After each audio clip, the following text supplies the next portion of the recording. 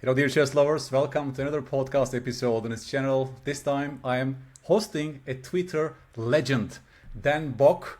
He's also called Bold Move by Dan on Twitter. He's a very special adult improver because he actually raised his rating almost 400 points around his 40s. And he can consciously recall his improvement steps. He's writing this blog called Chess Improvement Lab where he documents all these steps that he took and what worked, what did not work. So he's a perfect guest for me to ask all kind of questions about improvement, blunder-check, checklists, Anki, feedback, and all these beautiful questions. Dan, thank you so much for joining us all the way from North Carolina. Early morning there, sir. Welcome. Yes, thank you. Thank you for having me. Great to be here. Excited to talk to you. It's great to talk to you again, Dan, as I mentioned. I mean, you're always in my mind. As you know, I'm following so many people, their blog posts, Lichess blogs, and so on. And you were definitely on my mind to discuss all these issues. I'm just starting this podcast episode, as you know, I want to host interesting people, adult improvers, to also become a better coach ultimately, but also bring value to my community. You documented your progress on this beautiful blog of yours, step by step, and we will go through them one by one today. But obviously, as I mentioned, you were also in the Perpetual Chess podcast, by the way, by Ben Johnson. I will post the link also in this one. So not to repeat what Ben Johnson does, I will also ask you specifically today about some blunder-check questions, also checklists, the function of checklists in our, let's say, chess thinking and so on, because you taught a lot about these issues, you wrote about that, you're a perfect subject. A little bit selfish from my side because I'm working on a blunder-check course right now. I'm sort of in the writer block, I need to talk to some people to give me motivation and joy to continue. Yes. I'm glad to share. Yes, sir. But very briefly, can you briefly tell us about your improvement history again, Dan? Very briefly, short version of the story. So I was an active tournament chess player when I was a teenager. Started about age 15 and into my early 20s. Right. Got my USCF rating up to 1500s or low 1600s by the time I was 23 years old. Mm-hmm. And then I stopped. Other things happened in my life. I got married, had kids. Mm-hmm. Always sort of had chess in the back of my mind, was playing a lot of aimless blitz online, but not working on improvement for a long time.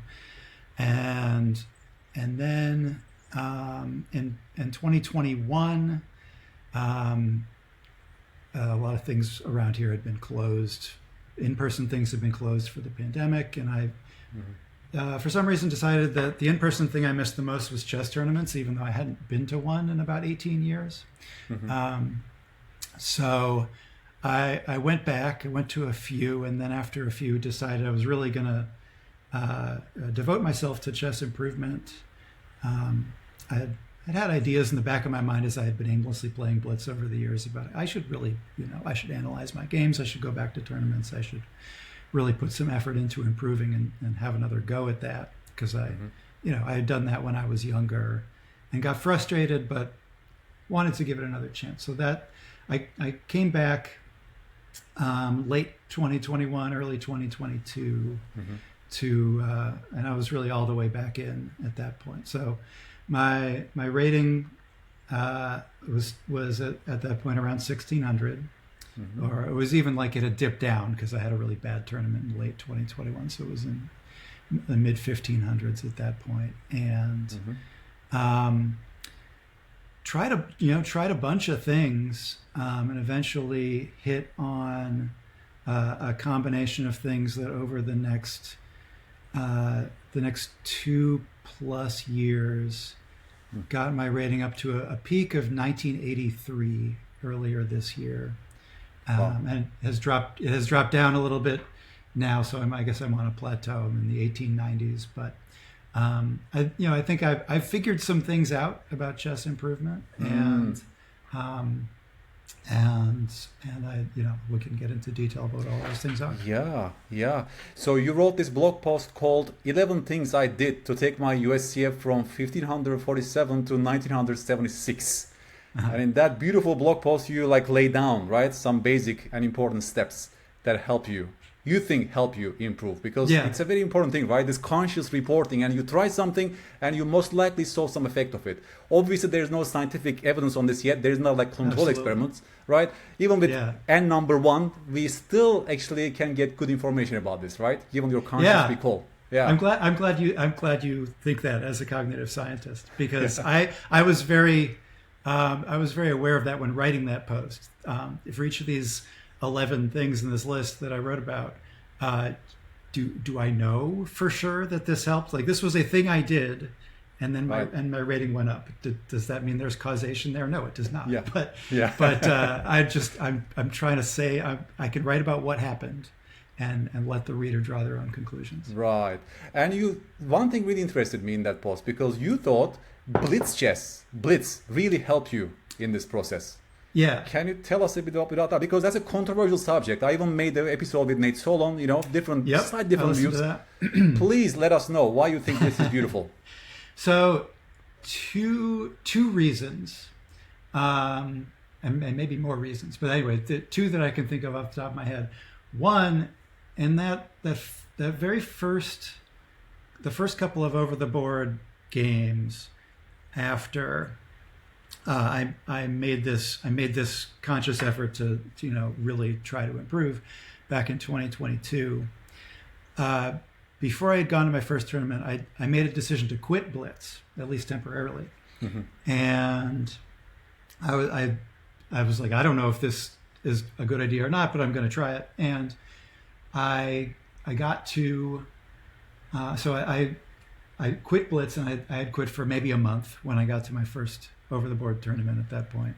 Mm-hmm. And realized that I was things in the position, and the best explanation I could come up with, I was missing like obvious things I would not have missed, I thought, when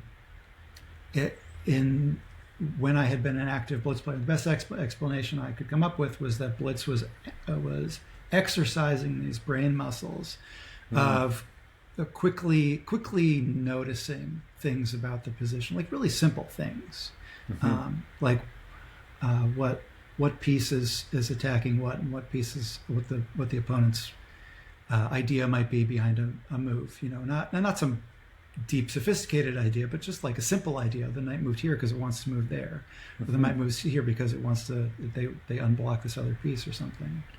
Yeah. And I felt like Blitz was not playing Blitz at that point. I was there were parts of my thought process where I was depending on these subconscious processes that were exercised by Blitz and that were now out of practice. And so that's reason number one. Reason number two is my Blitz games are the number one source of content for my flashcards. Right. And I get the same kinds of positions in Blitz that I get in classical. I play the same openings. Mm-hmm. And chess is vast. There are lots of different kinds of positions, and you need to have exposure to all of them to learn how to play more of them. And the best way to do that is to play a lot of games. Right. And if you play shorter time controls, then you can play more games in the same amount of time. You can get more reps in. Uh-huh. Yeah, so it's more reps. And so, not just more reps for practice, but more content for my flashcards. Right? I get into these types of positions where I'm looking at the position. I don't know what the plan should be, and then I run the game through the engine afterwards, and the engine, if I work with it a little bit, points out what the plan should be, and that if it makes sense to me, I'll make a flashcard out of that. Right. Let's talk about that, shall we? Because many people don't know that you're actually using flashcards extensively, even for your Blitz games. You use Anki. You take some instructor positions from your own games. Let's say some instructor mistake.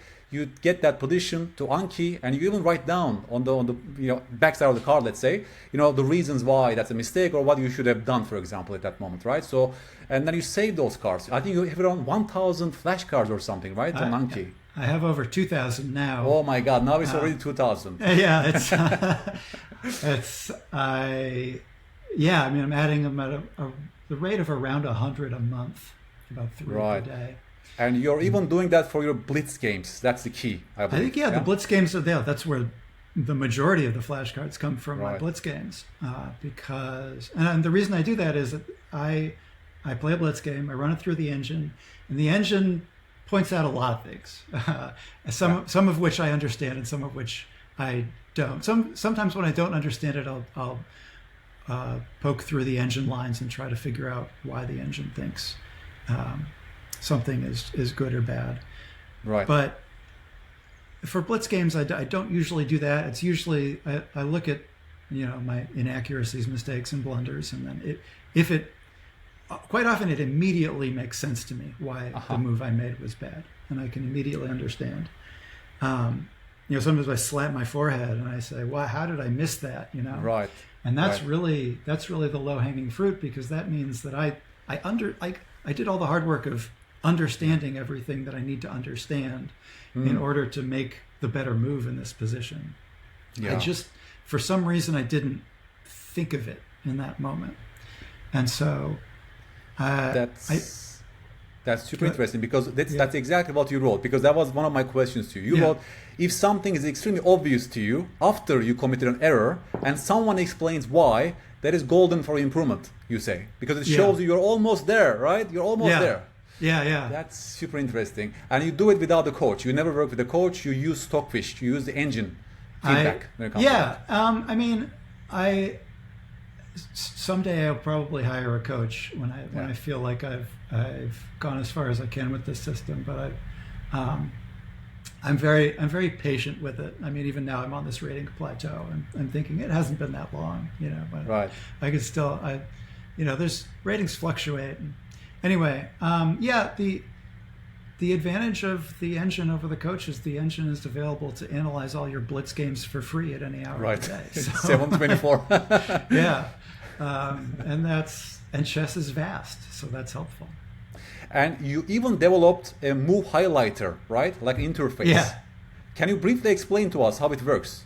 Yeah. So I'm a web developer. That's my full-time job. It's not my full-time job is not related to chess. It's web development for other things. But I developed sometimes I do programming projects in my spare time, and these days those are usually related to chess. And one of those was a Chrome extension called Move Highlighter. Yeah. And so it works on Lichess, and the idea here was to help interpret engine output. And you turn on the engine in Lichess, and I always have it cranked up to the most lines it will give me, which is 5. And sometimes I wish it were more. I wish it would give me more. Not just the 5 best moves, maybe the 10 best moves in any position. Right. But anyway, Lichess will give you 5. I think chess.com will give you only 3. But I think it helps to understand what the engine is saying. In a lot of cases, it helps understand what the engine is saying is if you look at all 5 of those, don't just look at the one best move in a position, but look at more of what the best moves are, because sometimes the eval is equal on all 5 of them. Right. Or at least on more than one of them. And so you're not just trying to understand why one move is good, but you're trying to understand why. And if the engine says, well, multiple moves are good, then you're trying to understand what those all have in common. So what the move highlighter does is it identifies moves by each side that are common, that occur in more than one line, and it highlights those. It highlights the most common ones across the 5 lines, and so I think this it's a visual thing. So I think it makes sense. If someone's interested, just look up Move Highlighter Chrome extension, and Yes. and there's a screenshot. I use it myself. There. Yeah, it's quite useful actually. I even recommend to some of my students as well. So just to make some sense of what are the commonalities of why the engine thinks in a certain way, right? Sometimes just actually a single idea from the opponent, right? That gives -5, for example. For example, you have to see, as it was like knight g4 in your case, right? Like you have to see this knight g4 resource to understand why black is -5. Black is so much better in that position, right? Yeah, Like, because sometimes you'll see that, there are 5 moves that are all good, but knight g4 is either the first move, or it's the second move, or it's the third move. Like, it doesn't have to be played right away, but that's clearly the key to this eval. Yeah. So going back to Anki, what you're doing again, because I think it's quite powerful. I will tell my students as well to use it. I mean, some sort of feedback, flashcards. You take that position which you find interesting, which is like a low-hanging fruit, as you mentioned. It's not, too much on top of your head, right? You sort of understand your mistake, it makes sense. Yeah. And then you get that position and you actually go to Anki, you even write down, right, your own words. Like, can you describe to us, what are you writing exactly? What kind of feedback you're giving yourself? Yeah, well, I try to keep it very simple. Usually, so Anki is not chess specific software. It's a general purpose flashcard application, and my understanding is it's very popular with medical students. Yes. For all the things they need to memorize, it's useful for anything you want to memorize. Spaced repetition, which is of course used by Chessable and Chessbook and lots of other applications. It's magic. It's really powerful. I've really come to be a big believer in it, and a belief that if you're trying to learn something, especially if it's just specifically for memorization, but even for learning concepts, and you're not using spaced repetition, you're really doing it wrong. But anyway, your question was what do I put on the flashcard? So there's a front and a back. So it's a metaphor for a physical card. Right. And whatever you put on the front, that's what it's going to show you going forward as it drills you. It shows you what's on the front, and then you have to come up with what's on the back, and then you grade yourself. So this is kind of a shortcoming if you can compare Anki and Chessable, where at Chessable you make a move and then the app tells you whether you're right or wrong. With Anki, you have to do this yourself. You have to grade yourself, which I don't find too hard, but I could see where that would be a sort of a difficulty, something to get used to. Because all you're seeing is a static image. So most of my cards, the front of the card is a chess position. It's just a static image. It's not interactive. You can't move the pieces, but it's a picture of a chess position. And then the back of the card is the answer. It's an answer of some sort. Right. And so I try to keep it simple. I think probably most of my cards, there's the only thing on the front is a chess position. Sometimes there'll be a question. Like, what's the plan in this position, or what's a bad move? That's an interesting. That's question, interesting. Because like quite often, in my games, I'll play a move that I thought was good, and then it turned out to be bad. And I think that's something I ought to target for fixing in my thought process, my knowledge. So I'll put, if it's I might put what's a bad move on the front of the card. I might put the number of ply required for a correct answer. Right. So that's the front, and then the back is the answer. It's either, sometimes it's just one move. Sometimes it's a move and a short explanation. I've pared back the amount that I write on the card because I've realized that the purpose of this system is you drill these cards and then you grade yourself on whether you got it right or not. And so if you have like a whole paragraph on the back of the card, that's not in most cases helpful for grading yourself on a right or wrong scale there. So it is interesting to have that stuff, especially for my over the board games. If I think I really want to remember this position and how I was feeling and what the room looked like and that stuff. And I might write that on the back of the card, and I don't know if that helps for improvement, but it's just sort of makes the whole process a little more interesting. This is so interesting, Dan, because you're tapping to so many things we also discussed with Nick Vasquez. We talked about productive failure. We talked about the relevance. Things should be personal to us for real learning to take place. If you learn random patterns, it's not the same as you do a mistake and you summarize the mistake. You go to flashcards, you go to Anki. What you're doing is that you're reflecting on your mistakes. You're summarizing those mistakes in your own words, right? You're doing space repetition over those mistakes, over your mistakes. And that's the key, right? It becomes personal. Right. I guess that's also one thing that you think has improved you, right? That instead of reading some new random books, you decided to focus on your games and your mistakes and so on.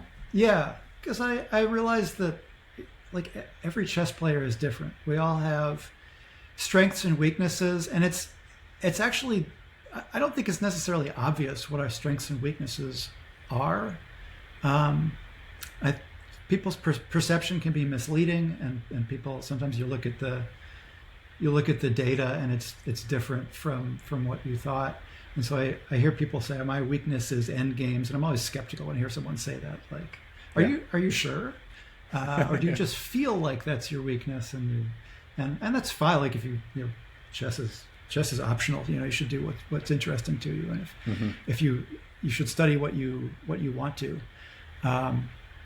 But yeah, I set out to target my own weaknesses in a really specific way, not just in general terms like I'm weak at endgames or I'm weak at openings, but in like this specific position in a blitz game, I didn't come up with the right plan, and the right plan is this, which makes sense to me after it's pointed out.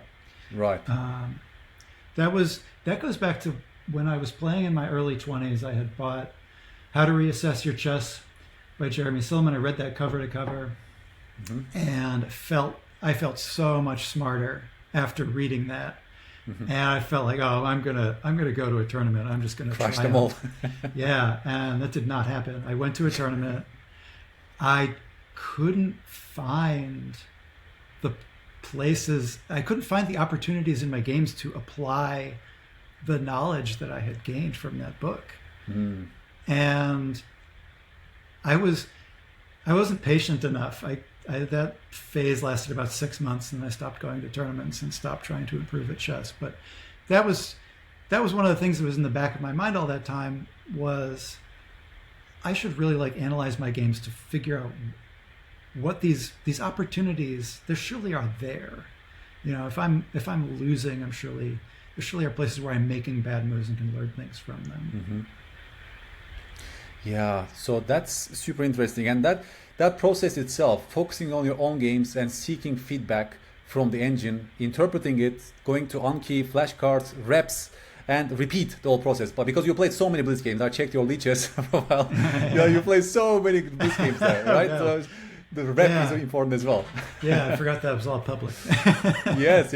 I'm checking your stats, my friend. And so the whole cycle, let's say, was one cause of your 400 rating jump, which is very unusual for a person around 40s who has a family and so on. Like you're an exception then, I have to say, as a coach. Yeah. Yeah, we haven't even talked about checklists yet, which I feel like because now we actually should come to it, because my next question is this. Checklists was also part of your, let's say, attempt to make the decision-making process more efficient, because again, it comes back to your philosophy of checklists should be personalized, right? Like while I'm looking at my game, I'm seeing some mistakes, and that makes some checklist questions more relevant for me to use in my games, right? Yeah. Because we humans are doing so many things automatically, but there are some things that is not done automatically, and those processes are going to checklists in terms of questions, correct? That's exactly. Yeah, I'm curious to know your thoughts on this, because you're making this course. And I think I agree, because the problem with because I made one video with Andras Todd, if you remember. It's called 17 Crucial Chess Questions We Should Ask Ourselves, right? The problem is working memory is limited, right? Yes. So like around 7 pieces of information we can keep at a time. So it's impossible to ask 17 questions at a single moment, right? Right. So we have to understand the right context. Obviously, we have to get the right cues from the chessboard for some questions to become more relevant, for example. And some questions I think are more universal. For example, what is the opponent's next move if I don't make a move, right? I think some questions in the hierarchy, they are more important that we should always ask. To me, if there's one algorithm in chess, it's that question. Whenever your opponent makes a move, you have to always ask yourself first, what's the threat? What's their next move if I don't make a move right now? Yeah. But in my book, the rest becomes sort of personal. Maybe also the blunder check is becoming more important in the hierarchy, right? How do you blunder check your moves? And that's my question to you. We'll come back to it because I'm working on a blunder check course right now, right?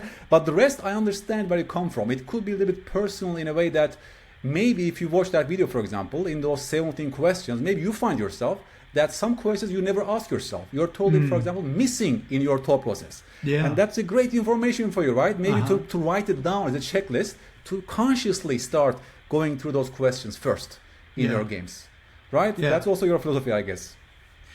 Yeah, I'm a fan of Andras Toth, and I think that I got one thing I got, and I don't know if this was from his videos or from somewhere else.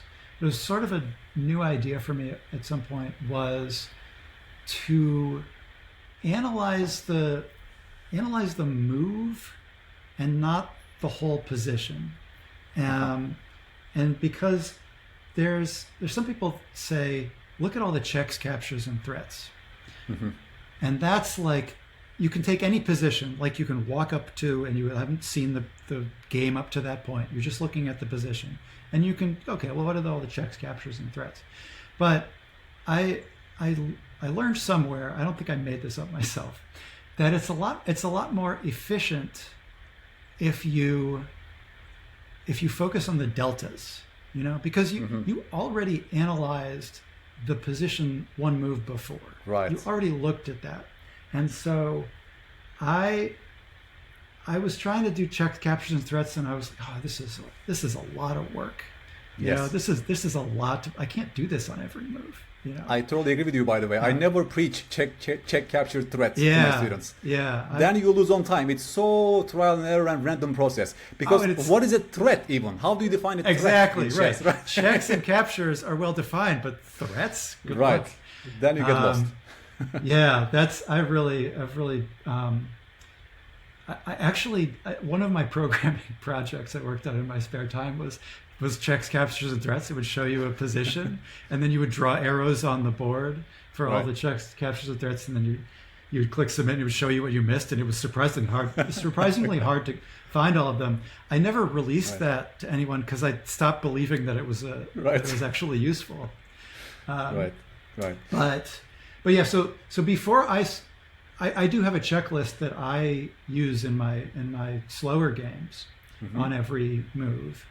There's only 3 things on it, but before I could make that checklist, I first had to decide to focus on deltas. Every one of these items in this checklist is about my opponent's previous move or my candidate move. None of it is about the pieces that haven't moved. Right. Interesting.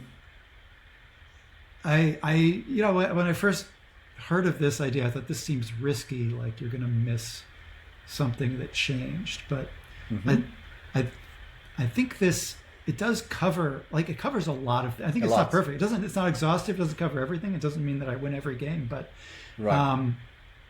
it prevents a lot of blunders to think this way. And also, I think it's as you alluded to. You can't have 17 things you do on every move. Yeah. The checklist has to be short. Limited, it has to be simple. You have to be able to do it in, I think, like 10 or 15 seconds, probably. Even for a classical game, you're not going to have time, unless the checklist is like your whole thought process. You really can't spend much more time than that on it. Yes. Another thing I realized is it's a little bit unpleasant. I'm getting used to it now. But to do this thing, to make myself do this task on every move, it wasn't fun at first. So that was something to get used to. And which time format you start implementing those checklists? Already in a blitz game or classical game? No, I have been doing it only for classical games. And the main reason for that is I developed my checklist based on my classical games. So as you talked about, there's stuff that you do automatically. I think of it as subconsciously, like the move gets made and you instantly notice certain things about the position. And even if you're a lower rated player, probably if your opponent pushes a pawn and that pawn is now attacking your knight, you probably notice that right away without having to think about it. Right.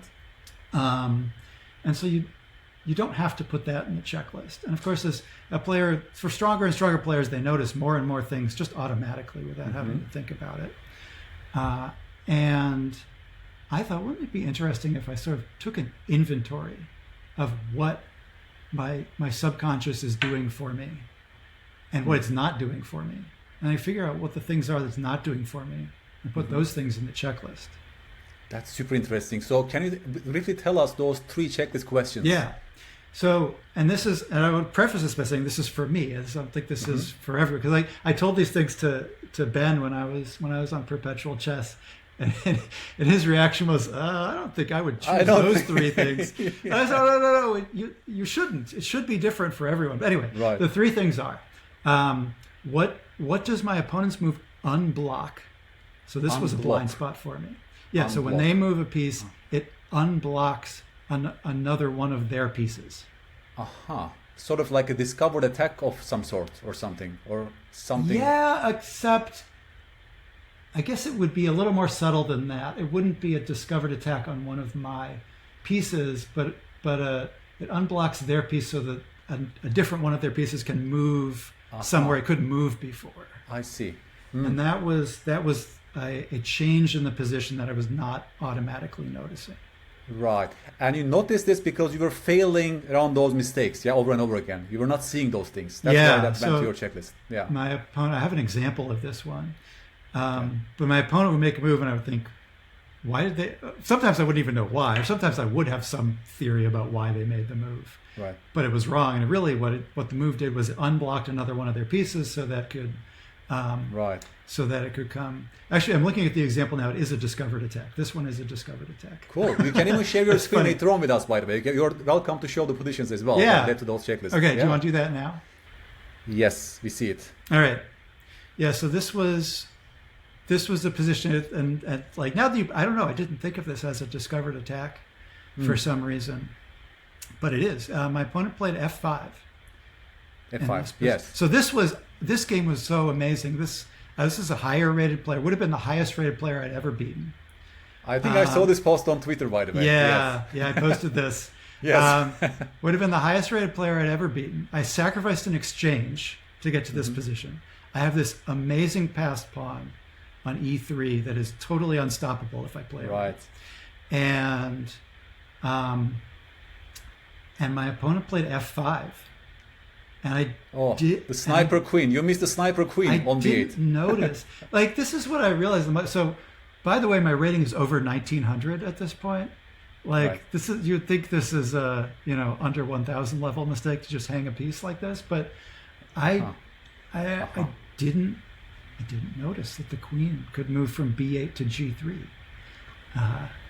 Interesting. Yeah, that's definitely to do with unblocking, as you say, maybe also distant pieces, But I have so many students as well that miss those distant pieces. Yeah, sniper bishops on the other side, tunnel vision. You're probably only focusing on the king side as well. You're looking at the rook on F1, for example, right? How does that activate after F5 and things like this? I guess that's what you're seeing. I mean, you can see the move that I played out. My opponent played F5, and then I played E2 because I thought I'm just gonna promote this pawn now. Yeah, your opponent's going exactly. But then he took my knight and took a knight, then only an exchange. yeah.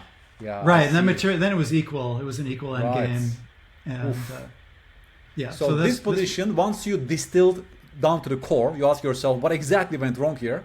You figure out that that checklist question could have helped you, basically.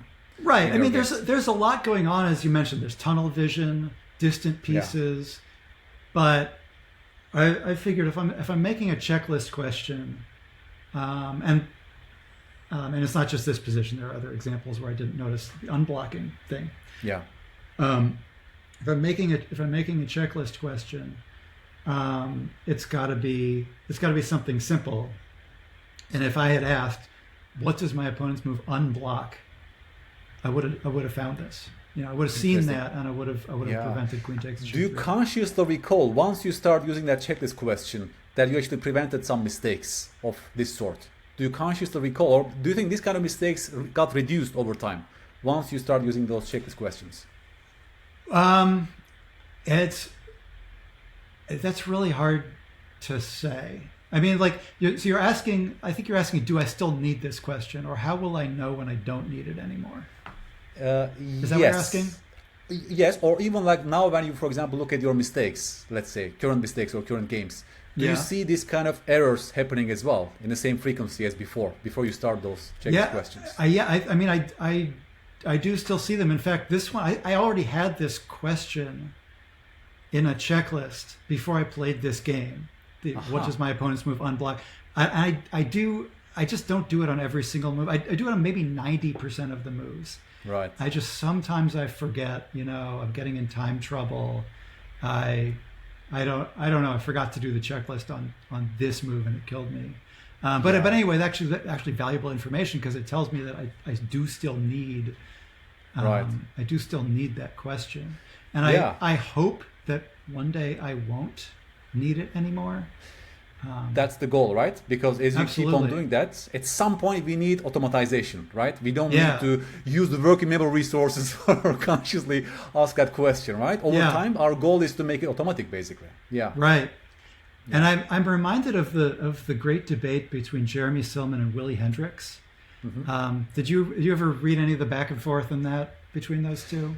I'm not 100% sure. Can you please update me again? Yeah. So Silman wrote How to Reassess Your Chess, which was very heavy on structured thinking. It was identify the imbalances in the position and then come up with moves that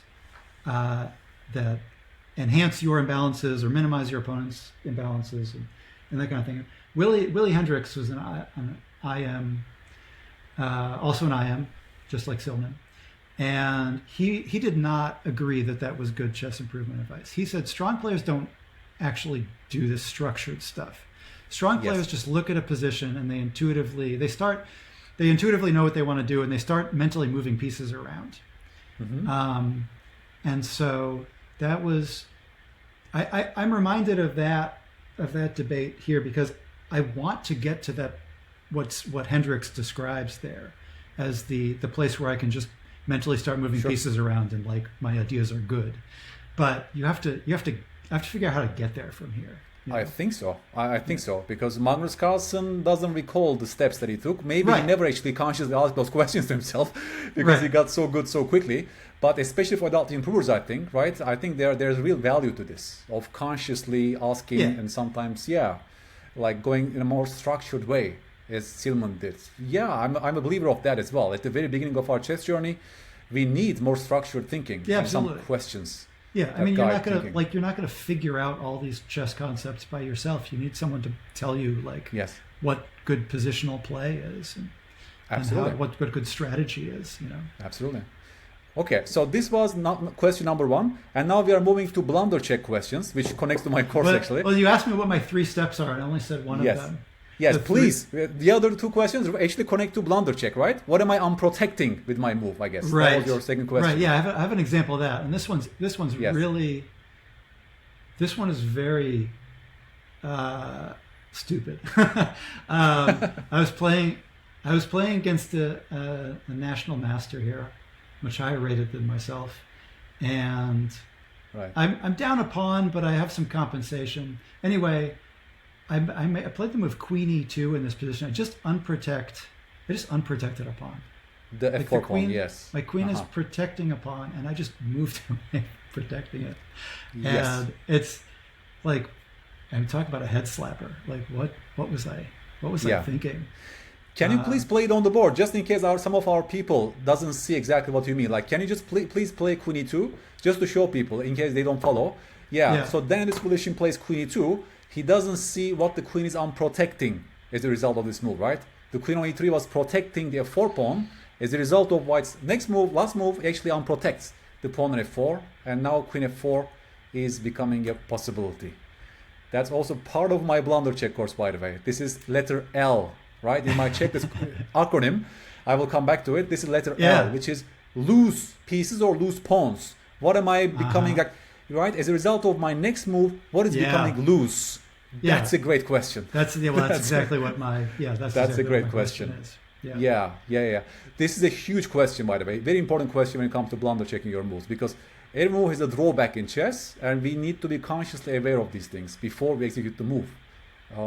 So this is second question, and the final question in your list was how can they attack my newly moved piece? Right. Right. That's your third question. The way that that's worded in my mind is what does my move walk into? Right. And I mean, and by that I mean when I move a piece. What can they? I don't have an example in front of me of that, but that's. I can show you some. Yeah. Because I have plenty. Yeah, I bet. And I think that playing games is really crucial here, because if someone had told me you need to look at how your piece can be attacked when after it moves to its square, I would have said, obviously I know that. Right. I'm not stupid, but then you play games and you actually make these moves, or I would make these moves. I would actually make these errors. I had to do that in order to see for myself that I was really capable of making these mistakes, because I wouldn't have believed it otherwise. Right. I think this is like playing a lot is crucial for improvement, because you have to show yourself what you're capable of, not just good things you're capable of, but like really, really bad moves that you're capable of, that you think are beneath you, but turns out they're not. Yeah.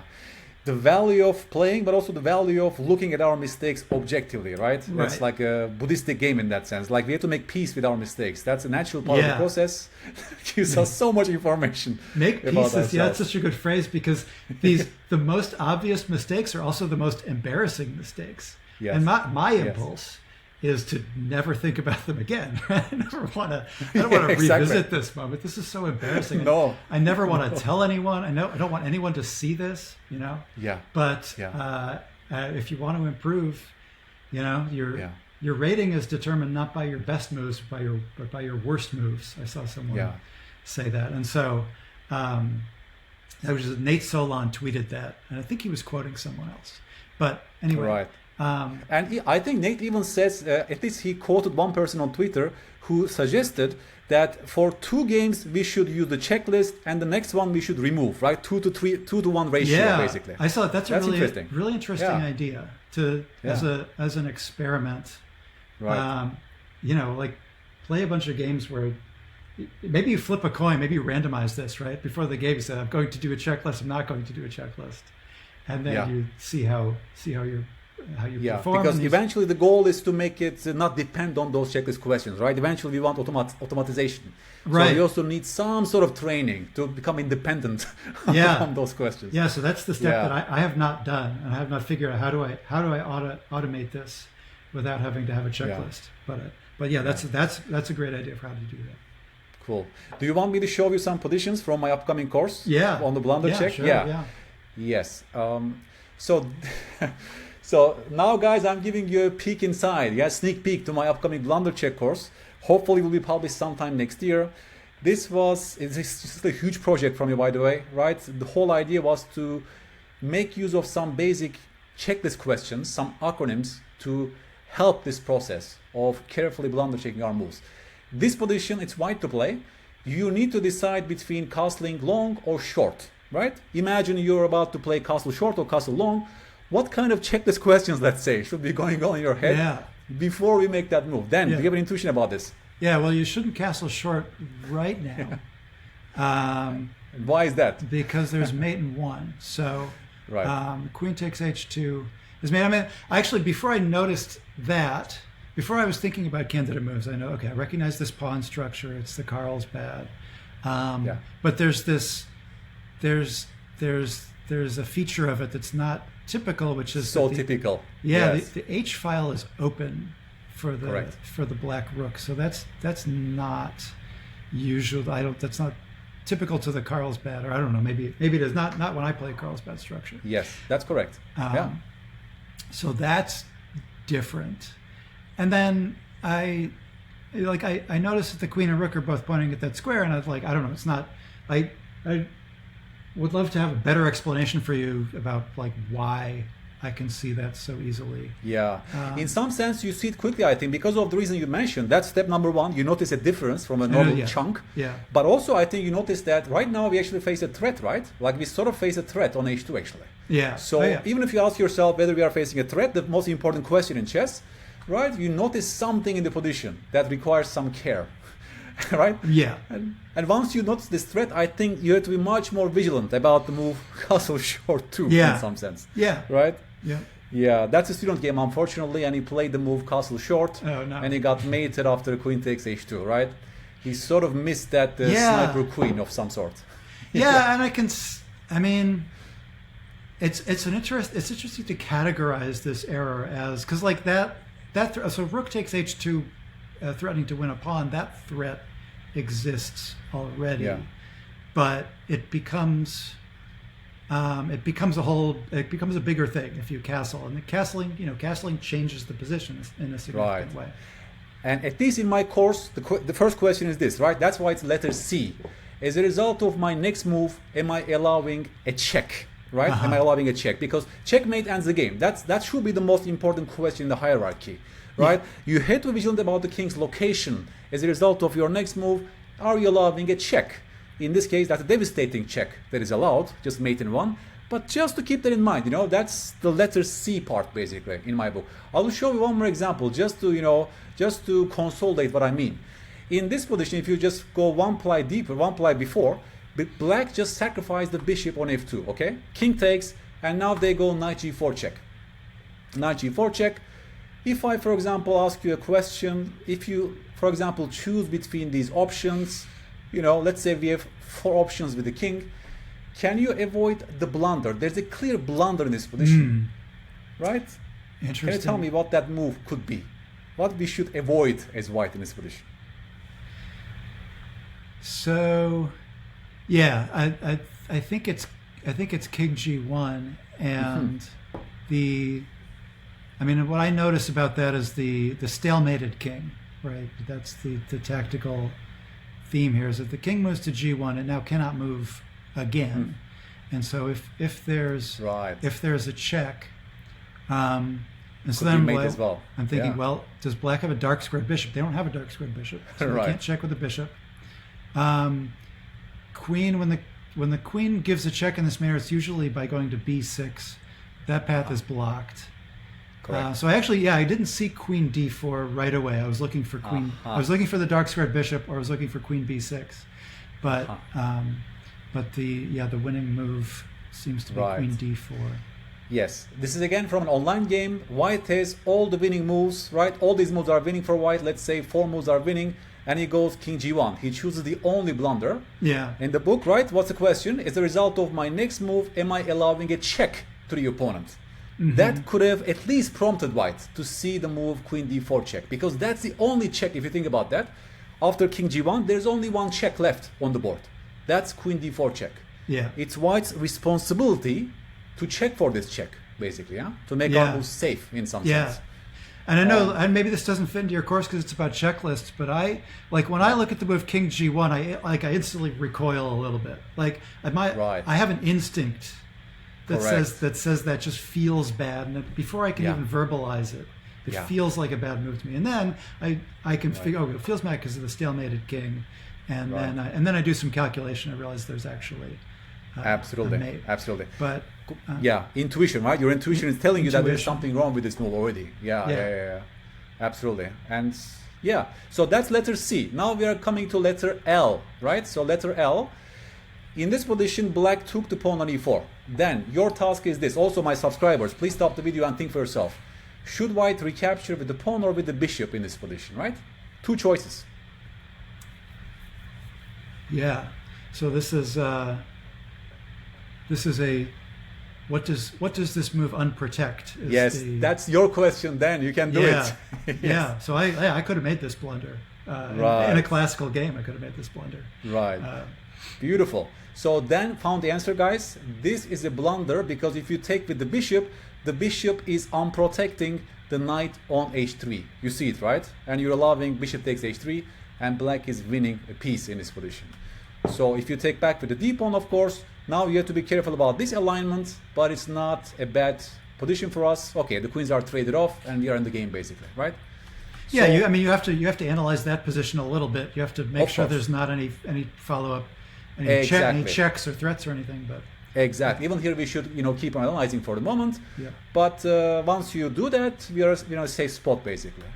And in this case, bishop takes e4 is a clear blunder. And in my checklist, the question is this: as a result of my next move, is something becoming loose, right? In this position, already I defined this knight as a loose piece, by the way, then, because in my book, loose pieces are those pieces that has equal number of attackers and defenders. Oh, yeah. Yeah, this knight has one attacker and one defender. So that knight's already a loose piece. I should be very vigilant about this already from this position, by the way. Yeah. Right? Intuition, talking about intuition, there's something going on about this knight right now that prompts me to become careful. That's right. Yeah, and that's something Right? I don't do in my thought process, but I should have some sort of, it's the challenge is not to overcomplicate this, but have some sort of switch in my head where there's something to keep track of. Maybe a loose piece, might be a pin. Right. There's something I need to remember going forward in this position. I think we are coming to the pin issues in the alignment section next time. But I will show you this L part has actually many ramifications. I will show you one more example later on when it comes to this L, loose pieces stage. But before, I will introduce you this alignment issue. Third letter in my checklist, it's letter A.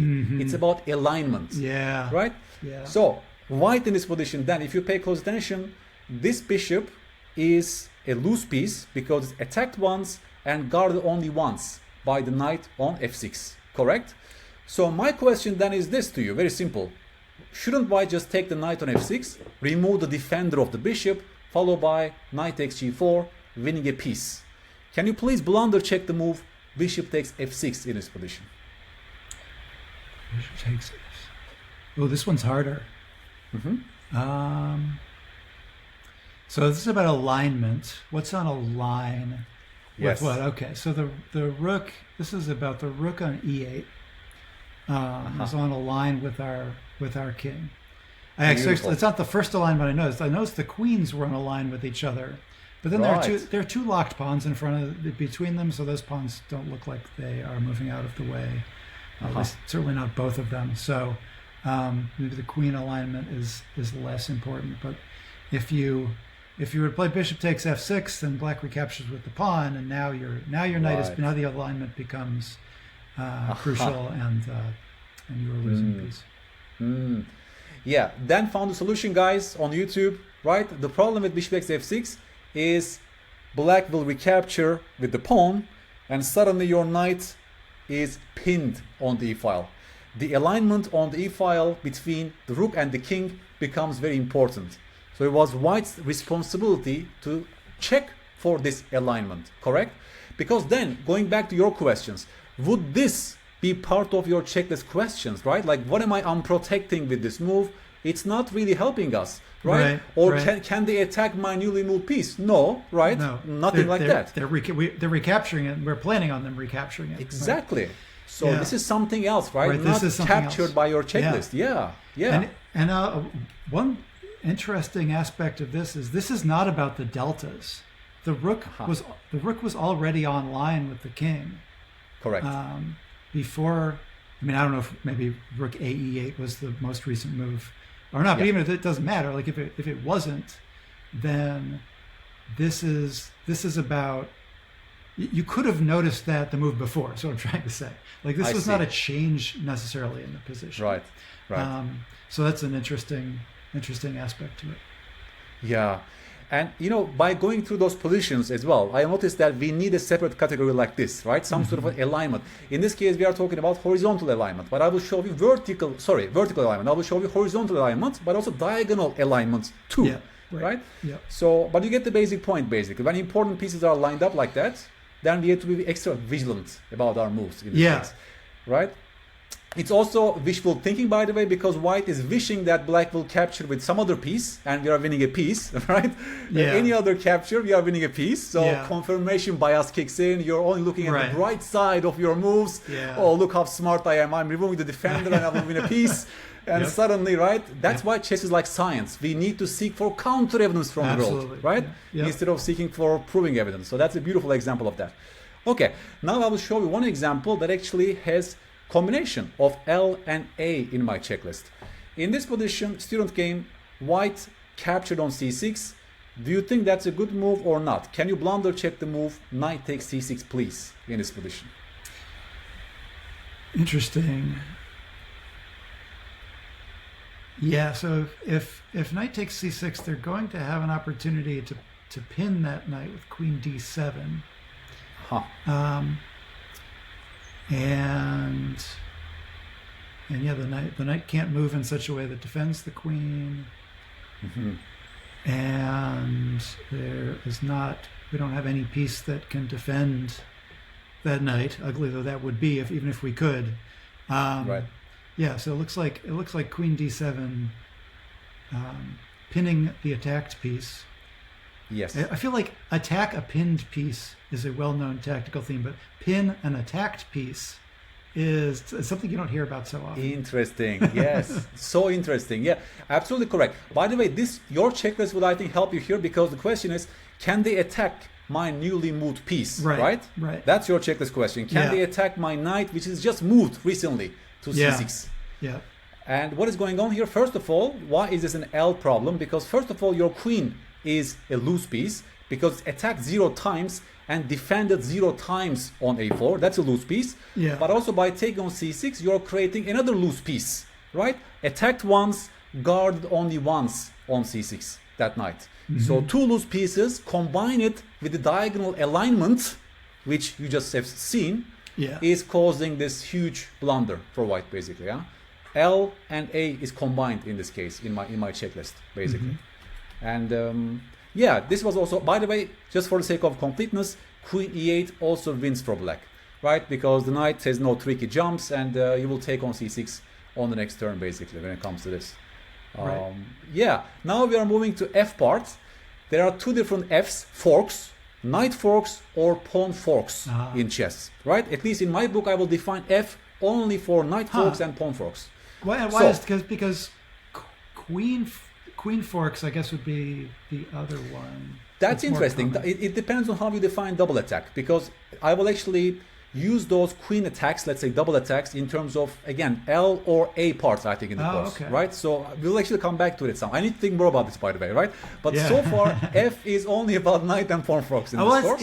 Yeah, I think it's really interesting to think about, because you want to make this efficient. Like, that's got to be, if someone's going to be doing all these checks, on every move or several times throughout the game, it's got to be efficient. So you can't do everything on every step, right? Yes, it's also about their particular geometries, right? If you think about that, pawn fork involves a geometrical pattern, right? Like two pieces side by side, and also knight forks, obviously, are very unique geometries, basically. That's true. Those are easier to spot than queen forks or other types. So in this position, the question is this. Bishop h6 looks like a lovely move for white, don't you think? Like, we're just going and threatening mate in 1. I mean, if they play g6, we just win an exchange. So looks like a beautiful move, bishop h6. Yeah. So can you blunder check the move, please? Well, knight g6 would stop all the threats. I don't know if that means bishop h6 is a blunder. There's something better than knight g6. Knight f5 looks like right. Interesting. Yeah. Interesting. Guys, Dan is a very strong player, so he very quickly notices that bishop h6 runs into knight f5, a multi-purpose move that guards g7, hits the queen, and also the bishop on h6, right? Look at that. The knight fork is allowed in this case, and we are losing the bishop on the next turn. Very short calculation, by the way. This is not like deep calculation, but the hand wants to play bishop h6. It looks like a beautiful developing move, tempo on pawn on g7, but we have to become scientists, right? And now the knight forks becoming an option in chess when your pieces are aligned on the same color as the opponent's knight, correct? So 2 pieces on the dark square, the knight is also on a dark square. So then knight forks are becoming imminent in those cases. So you need to see this move. Yeah, I never thought about the fact that the knight. I thought about in order to walk into a knight fork, your pieces have to be on the same color. Yes. I didn't ever think about the fact that the knight starts on also that color and then Absolutely. moves to fork. Absolutely. Yes, that's how it works. Geometrically, right? So you very quickly spot that, by the way. Good Yeah, obviously that's tactical true. eye. Yeah, knights alternate colors when they move. Absolutely, absolutely. So again, the question would be this, right? As a result of my next move, am I allowing a fork in this case, right? Also, your checklist question will be helping us here then, because the question is, can they attack my newly moved piece on its new square, right? Yeah. And yes, they can. Yes, they can in this case. Yes. One more example when it comes to pawn forks. Black took the knight on c3. Then do you capture back with the pawn or with the knight in this position? Oh, interesting. Black's other pieces, Black's remaining pieces are not very active. So No. I'm not feeling very worried about either way. Okay. I see now. Yeah. So the knight, you want to capture with the knight. You don't want doubled pawns. You want to move your knight forward, but yeah, the central, there's this formation of the bishop on c4, the knight on c3, and the bishop on e3. Correct. It should. You should. Anytime you have that, you have to watch out for pawns marching forward to fork. Beautiful. So what's the reputation of knight takes c3? What's Black's sequence? Black's moves d5. Right. And then whether you trade pawns or not, they're going to play d4. And, Absolutely. And we are forking our pieces. Guys, very quickly I will show you. That's a blunder. That's the most natural move. But blunder because you're aligning your minor pieces like this, which is allowing a pawn fork on two moves basically. After the bishop drops back, then you allow the pawn move d4 and you get pawn forked in this case. Right? So geometrical alignment is very important. By taking on c3 with the knight, you have to be very careful about the pawn fork possibility. Just because of these pieces side by side with one square in between, right? I think this one is a one that is a little harder for me. It didn't come to me immediately. Interesting. It might be a good flashcard. This could go to a flashcard, yes. I totally agree. Okay, without taking so much time, I will actually show you the T part, which is to me one of the most interesting parts of my checklist questions that is not captured by your checklist then, right? So in this case, T stands for trapped piece or a potentially trappable piece in chess. In this position, right, the most natural move is knight e7. Black wants to, let's say, develop a knight, protect here, protect the knight on c6. But the question is this a safe move or a blunder, knight e7? What do you say? Yeah, so I think the reason the reason I didn't put something like this in my checklist is I do automatically sense that I'm boxing in the dark squared bishop. Cool. And c5 is going to win it. Guys, you see how Dan has quickly spotted the move c5? As a result of knight e7, you allow c5, and now the bishop has no return. The bishop is trapped on d6. So before you make this knight move, you have to observe that your bishop will be blocked by the piece, basically. Hence the T, letter T in the checklist. As a result of my next move, am I allowing a trap piece? Interestingly, it's not the knight that moved that become trapped, right? But some other piece in the position. Yeah, well, the knight could go back where it came from. It's the bishop that can't go anywhere. Exactly. You see, it's like, that's why we need to have this universal broad vision of chess, to look at all of our pieces and asking basic questions, basically, to spot these things quickly, right? Yeah. That's the T part. Then finally, the P part. Then they took on b4. How should white recapture this queen? We are entering a pawn endgame. Oh yeah. So I mean, this is more of a knowledge thing, right? Right. Chunks. If you take with the C pawn, it looks pretty equal. If you take with the A pawn, then they're going to respond with A5, and the outside pawn is going to win. Yes. But that's. I feel like this is a fact. This is a knowledge thing you should learn. This is a knowledge thing. Yeah. Part of our patterns, of course, in chess, right? Those pawn distributions, the outside pass pawn, and that will definitely help us. Yeah, as you see, Dan was very fast with this, seeing this outside pass pawn. The king is not inside the box, by the way, so that pawn is unstoppable. Yeah. So as a result of your next move, you're allowing an unstoppable pass pawn. That's why that's the P part stands for. Especially in the endgame, that's a good checklist question. I can show you some other examples that is not as clean as this, but yet that question could have prevented this sort of blunders actually, right? So Yeah, then so this is sort of a sneak peek into my blunder-check course. Cool. I mean, Cool. it's just the first part. I'm still working on it. Yeah. If you come up with some other, interesting thoughts or questions that could go to that, I can consider that. But so far, this is the cleft. But the problem is, how do you make it memorable, right? So cleft.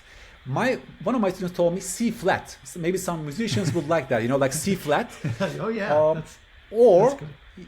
my name starts with C, right? Yeah, You yeah. can think about like this. John laughs at failed tactics. Cleft. Cleft stands for this. John laughs at. That's what I'm working. I mean, you gotta. So it seems like so much fun to come up with what order the letters should go and what the acronym should be. Yeah. That's what I'm spending most time right now to make it memorable. For the working memory resources. Yeah. Yeah. No, this is a great discussion. Then, I mean, unless there's something else, we can still wrap up. I guess you have to go to a meeting soon. So.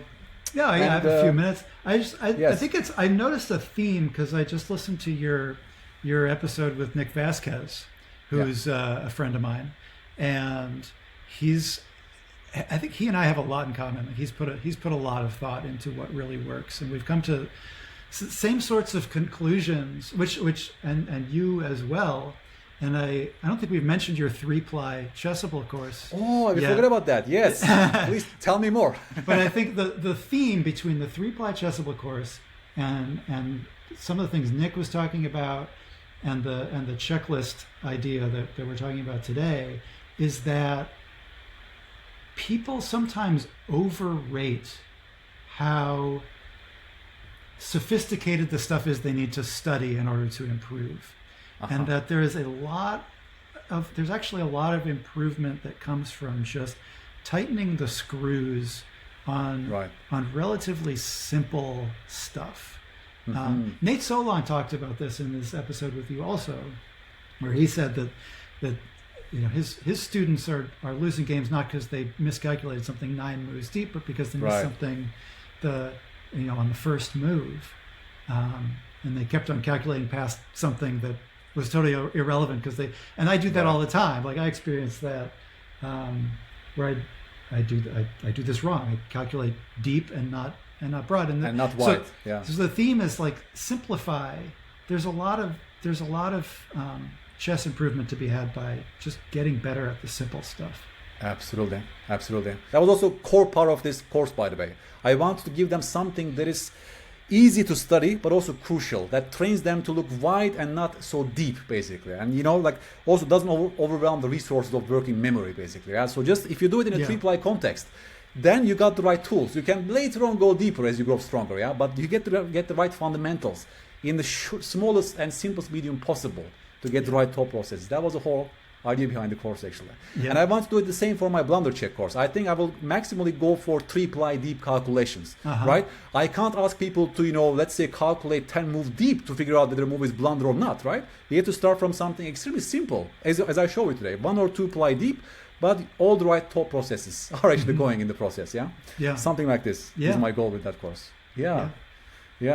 Then, extremely happy to talk to you. I think we'll see each other again, by the way. I'm just starting this podcast format, and so far I got great feedback from people who love to see you again in the show. Well, you have great guest selection. I don't mean myself. I mean I was interested. It's like Nick is he's not a master.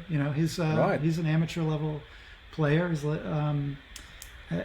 just like me, and but he's got a lot of interesting things to say, and he's a very smart guy. Absolutely.